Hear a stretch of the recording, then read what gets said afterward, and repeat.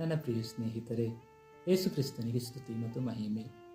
ನಾವು ಆಗಮನ ಕಾಲಕ್ಕೆ ಪ್ರವೇಶಿಸುತ್ತಿರುವ ಈ ಸಂದರ್ಭದಲ್ಲಿ ಭರವಸೆ, ನಂಬಿಕೆ, ಸಂತೋಷ ಮತ್ತು ಪ್ರೀತಿಯ ಅರ್ಥವನ್ನು ಆಳವಾಗಿ ಚಿಂತಿಸುವ ಮೂಲಕ ಕ್ರಿಸ್ತನ ಜನನಕ್ಕೆ ಅರ್ಥಪೂರ್ಣ ಪ್ರಯಾಣವನ್ನು ಮಾಡೋಣ.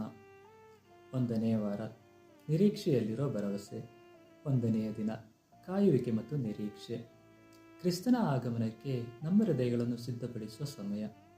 2000 ವರ್ಷಗಳ ಹಿಂದೆ ವಿಶ್ವವು ಯೇಸುವಿನ ಜನನಕ್ಕಾಗಿ ಕಾಯುತ್ತಿತ್ತು. ಇಂದು ನಾವು ನಮ್ಮ ಜೀವನದಲ್ಲಿ ಆತನ ಸಾನ್ನಿಧ್ಯಕ್ಕಾಗಿಯೂ ಆತನ ಮಹಿಮೆಯ ಪುನರಾಗಮನಕ್ಕಾಗಿಯೂ ಕಾಯುತ್ತಿದ್ದೇವೆ. ದೇವರ ಸಮಯವು ಪರಿಪೂರ್ಣವಾಗಿದೆ ಮತ್ತು ಆತನ ವಾಗ್ದಾನಗಳು ಎಂದಿಗೂ ವಿಫಲವಾಗುವುದಿಲ್ಲ ಎಂಬುದು ಆಗಮನ ಕಾಲವು ನಮಗೆ ನೆನಪಿಸುತ್ತದೆ.